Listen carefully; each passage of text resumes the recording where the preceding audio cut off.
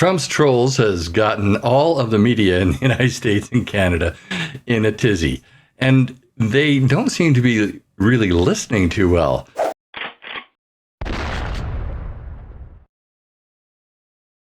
Hey y'all, welcome to my channel. I hope you're having a great day on this, fourth day of Christmas. Yes, by the time you're seeing this, this is Saturday the 28th, the fourth official day of Christmas. And now that you have heard that useless piece of trivia, let's get on to the story here.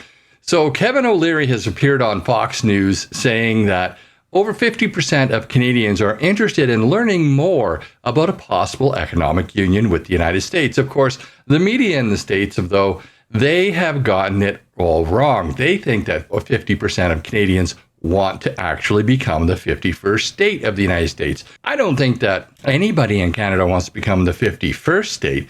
I think that there's a lot of people who would want to become the 51st to 60th state or something of that nature. Not one state, but multiple states.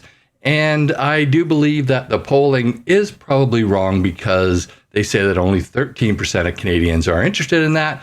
But I would hazard a guess they probably only polled people in Ontario.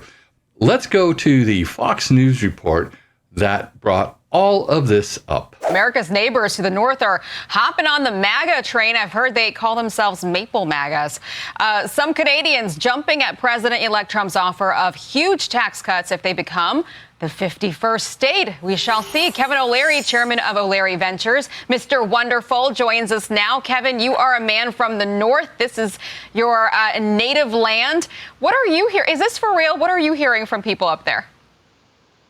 More than half of Canadians, there's 41 million of them, want to know more, want to understand what the proposal really is, because the concept of an economic union has been bandied around for 40 years. And it makes sense because the resources Canada have, the U.S. needs, particularly power and water. But there's something else. You know, we've been talking about the border between Canada and the United States. That's not the problem. The Pentagon is worried and has been for decades about the northern border where China and the USSR are. And we had NORAD decades ago, but China was a nothing burger back then. Now they're a serious problem. And I think in this kernel of an idea, and yes, maybe it was a joke to start, there is something great here to be done, because if you figured out a way to put these two countries together, it would be the most powerful country on earth, the most powerful military on earth, the most powerful in resources, and no adversary anywhere would mess with it. That's the prize. Yeah. Let's start with this idea that this is just the beginning of negotiations. People are talking about it. I want to just throw up a survey. They actually polled Canadians about this already. And this is what Canadians said about becoming the 51st state. 13% said yes, so there is a crowd there. 82% said no. But Kevin, what you're saying is maybe it doesn't have to be about taking the land. Maybe you can broker some kind of an economic union. That's what you want to help do, right? Yeah, that poll is irrelevant. The opportunity is combining strengths. You don't have to sell the country. You don't have to even merge it. But you can create a union where you put together the things that matter: a common currency, a common passport, free-flowing trade across the border, particularly in energy. And think about what that means. Right now, the U.S. grid is tapped out. You can't find a gigawatt of electrical power. There's unlimited power in Canada. And even Eric Schmidt said that at Google, because they're concerned about building data centers. All of these opportunities exist. Now, unfortunately for Trump, these ministers are going down to talk to him, Mar-a-Lago, are going to get wiped out in 90 days in a national election. Trudeau is immensely unpopular, and Canadians cannot wait to get rid of him. So this may have to wait from an official standpoint, but many Canadians are interested in understanding more about how we could push this idea forward, and I'm one of them. I think this is a great idea, and I think the potential is massive, and the opportunity is huge. And I think at the end of the day, Canadians and Americans, their DNA is the same in terms of what they believe in: freedom. They fought in multiple wars together. I say let's make this happen one way or another and end up the strongest entity on earth. I'm worried about China. I really am. I think we're in the beginning of a long economic war. And if we're stronger and protecting the northern border and really making it hell for them around the world with our philosophy of freedom and commerce and strength, that's a good thing. Are you going down to Mar-a-Lago? I'd love to go down to Mar-a-Lago. You know, I'm obviously interested in it because I do business on both sides of the border.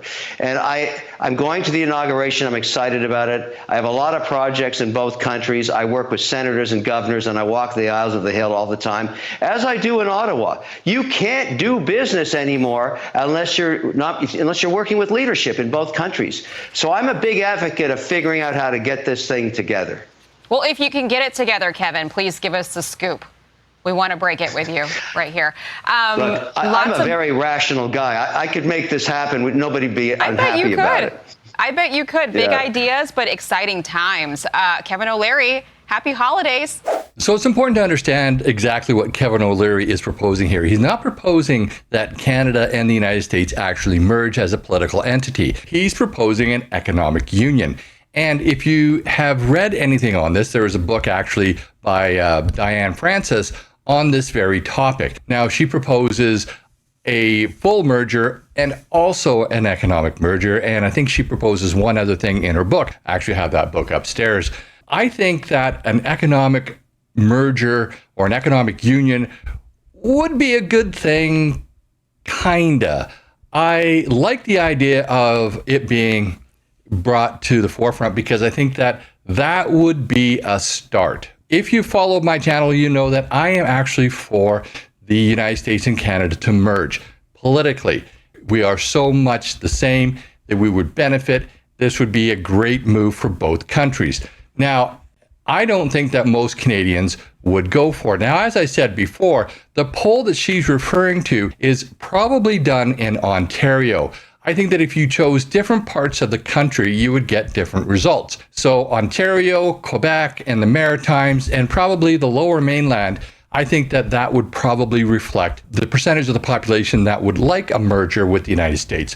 I think that the interior, British Columbia, Alberta, Saskatchewan, and possibly Manitoba, I think you'd see a little bit higher than that, with the highest percentage being in Alberta, probably somewhere around 25% is what I've seen in numbers in the past. I believe that if you polled the entire nation, that it's somewhere between 16 to 20% of people who are interested in a full merger. But if you're talking about more information, then yes, more than 50% of people want more information on this. Also, I think that if you proposed an economic union, that a lot of people would be for that. Think of it, one common currency.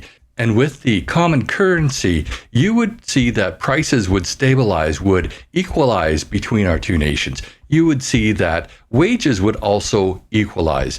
And if you added onto that union also a joint protection of our continent, so you merged our border protection services, you merged our military, you merged our national police forces, and that kind of thing. I think that you would find a huge benefit, and it would lower the costs of a lot of things. Now, there would still be a bit of an inequity because our governments would still be separate, and we in Canada have a huge bloated government, and that's why we pay so much taxes. So our taxes wouldn't go down initially, not a lot anyways. It may have an effect, but it wouldn't be a huge effect, at least not at the start.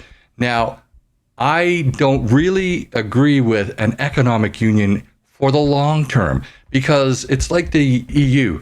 In the EU, they have basically a separate level of government above and beyond their national governments. So it's just really a waste of money, and it's more bureaucracy. And knowing how things work in Canada, that would cost us more money. However, in the long run, it could be a stepping stone to merge with the United States so that we could all become states. And states have a lot more power than provinces. They're a lot more independent. And that's what I like about that system.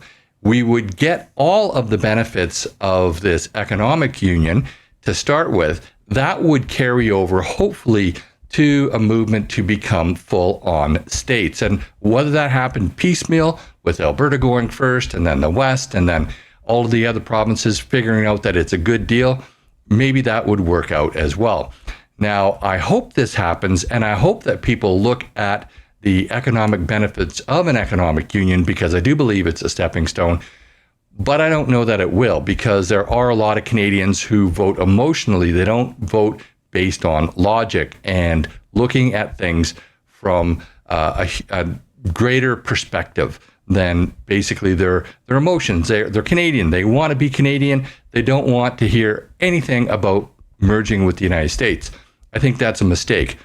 Don't vote with your emotions. Vote with logic. But that's just my opinion. I'd love to know what you think. Put your comments down below. And while you're at it, please like this video, share it with your friends and on social media. And if you haven't already, please subscribe to my channel and hit that bell notification so you never miss another video. Also, please join me at 6 p.m. Pacific time for my live stream on YouTube and on Rumble every Thursday evening. Finally, if you wish to get your Canadian firearms license, you do require a course, and I happen to teach those courses. I reside on Vancouver Island, so if you reside on Vancouver Island and you want to take a course from me, there are links in the description of this video to my website where you can sign up for one. Thanks for watching, and I'll see you in the next video.